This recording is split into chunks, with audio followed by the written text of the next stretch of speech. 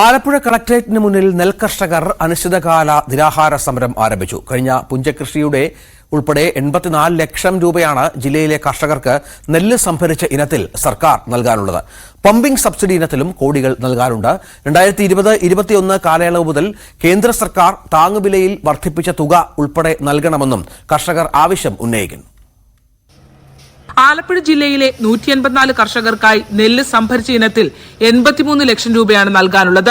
ഈ വർഷത്തെ രണ്ടാം കൃഷിയുടെ നെല്ല് സംഭരണം 85% പൂർത്തിയായെങ്കിലും നാളിതുവരെ നെല്ലിന്റെ വില പ്രഖ്യാപിക്കാൻ സർക്കാർ തയ്യാറായിട്ടില്ലെന്നും കർഷകർ പറയുന്നു. പമ്പിംഗ് സബ്സിഡി ഇനത്തിൽ 3 വർഷമായി കുടിശ്ശിക 32 കോടിയോളമാണ്. കർഷകരോട് സർക്കാർ കടുത്ത അനീതിയാണ് കാണിക്കുന്നതെന്ന് സമരക്കാർ പറയുന്നു.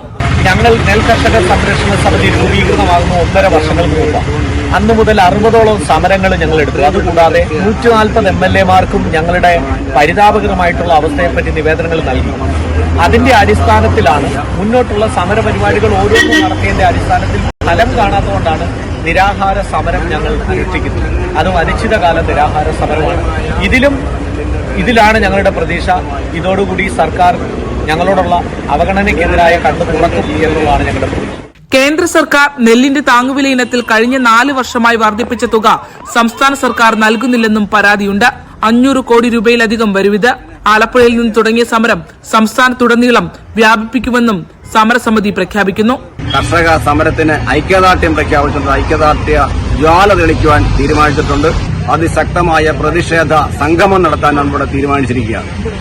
ഈ ഐക്യദാർഢ്യ സംഗമം അതുകൊണ്ടും ഈ പ്രശ്നത്തിൽ പരിഹാരം ഉണ്ടാകുന്നില്ലെങ്കിൽ നമ്മൾ നെൽകർഷക ബന്ദ് പ്രഖ്യാപിക്കുവാനാണ് നമ്മൾ മുന്നോട്ട് പോവുകയാണ്. എന്ത് പ്രശ്നമുണ്ടെന്ന് പറഞ്ഞാലും ഈ പ്രശ്നങ്ങൾക്ക്, അതായത് കർഷകർ മുന്നോട്ട് വരികയും ന്യായമായ അവകാശങ്ങൾ നേടുന്നതുവരെ അതിശക്തമായും ഈ നിരാഹാര സമരവുമായി മുന്നോട്ട് പോകാൻ തന്നെയാണ് നെൽകർഷക സംരക്ഷണ തീരുമാനിച്ചിട്ടുള്ളത്. വേലിയേറ്റം തടയാൻ തണ്ണീർമുക്കം ബണ്ട് റെഗുലേറ്റ് ചെയ്യുക, സംഭരണത്തിന്റെ ഹാൻഡ്ലിംഗ് ചാർജ് സർക്കാർ ഏറ്റെടുക്കുക, മടവീഴ്ചയ്ക്ക് നഷ്ടപരിഹാരം നൽകുക തുടങ്ങിയ ആവശ്യങ്ങളും നെൽകർഷക സമിതി ഉന്നയിക്കുന്നുണ്ട്. ന്യൂസ് 18 ആലപ്പുഴ.